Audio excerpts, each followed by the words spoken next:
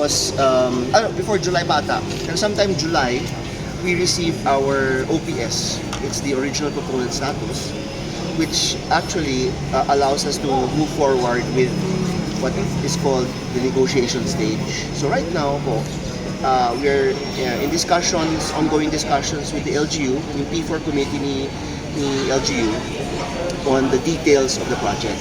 The project will involve holistic ecosystem yan ng iba't ibang transport systems and solutions. So meaning, we have advanced traffic management, meron po tayong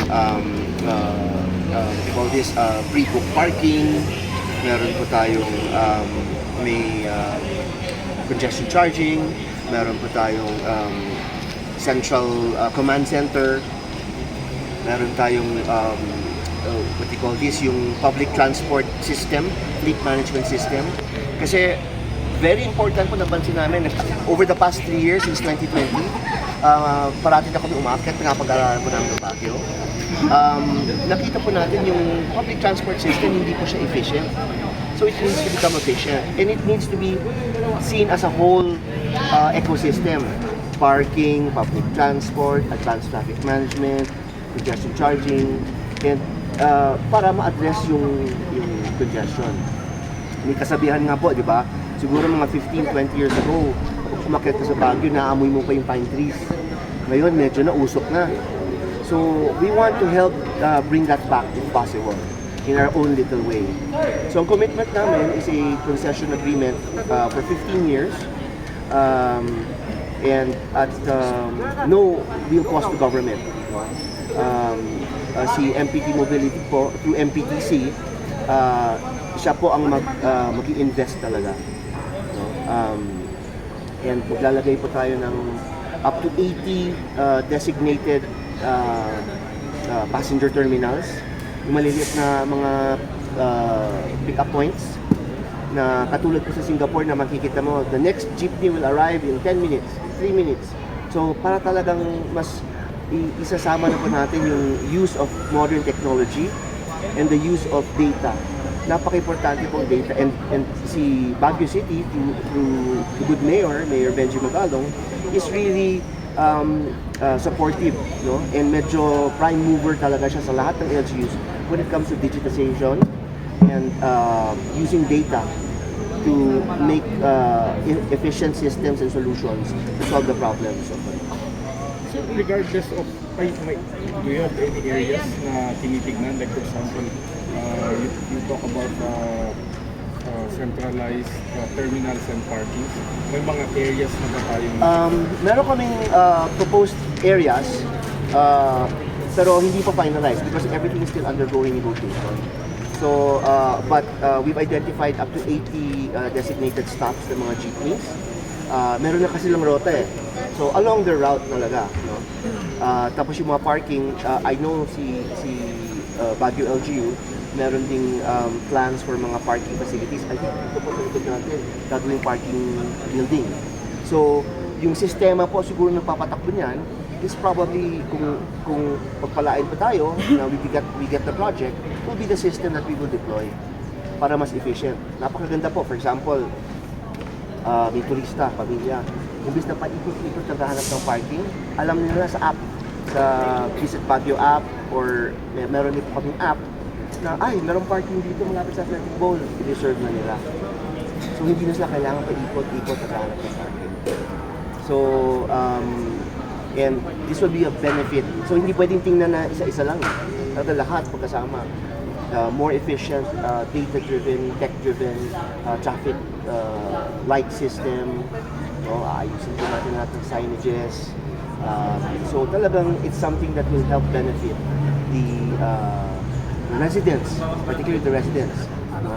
So in the coming weeks po, magkakaroon po tayo ng public consultation. So we will sit down with the academy.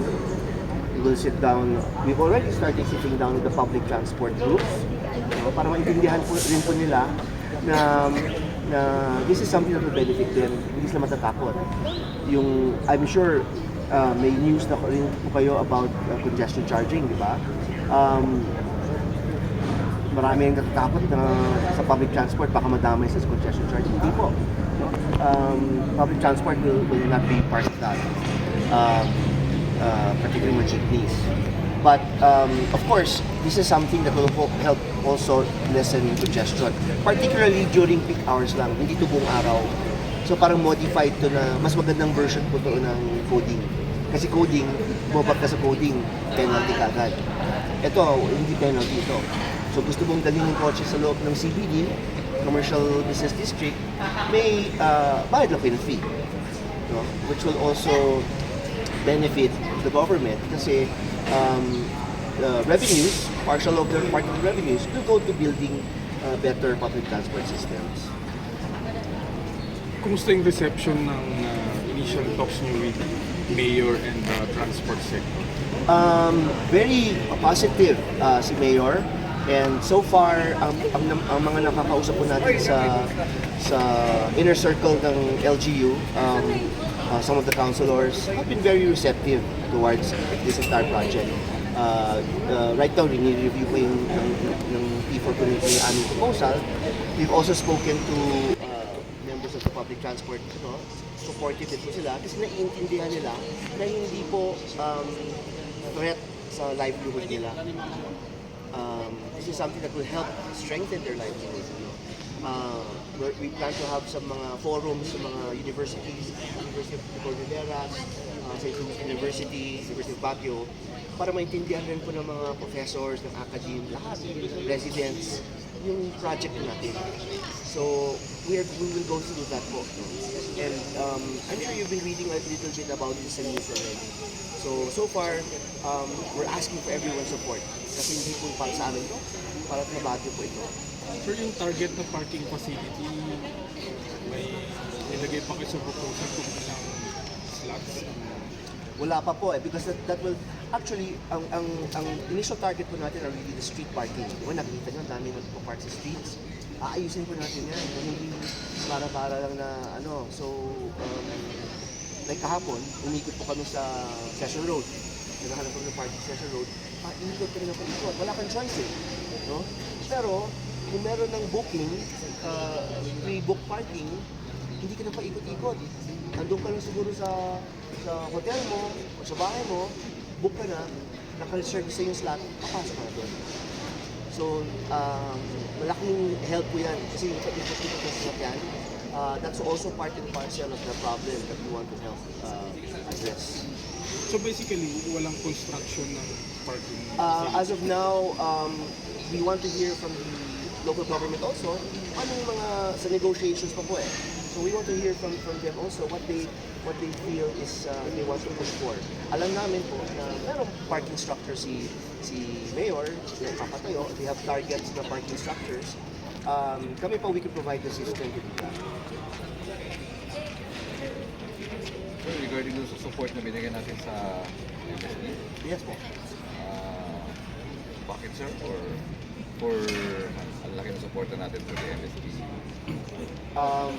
As I mentioned earlier, yung idea po na you're supporting athletes and supporting yung concept na there are heroes, everyday heroes, na hindi kailangan na malaki yung pangalan mo, na kilalang kilala ka, na senator ka, or congressman, or mayor even. You can be an ordinary person, yet be a hero to your community.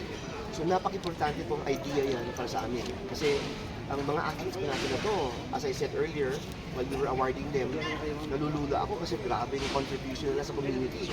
No? Mga world champion. No? Tapos kami, we want to connect ourselves to these kinds of people. Kasi itong mga our athletes, the people who support them, understand that they're everyday heroes. And for Baguio City, sa project po natin na ginagawa dito, we need everyday heroes to believe what we can do when everyone works together. Yes sir. Thank you po. Maraming salamat din po. Thank you.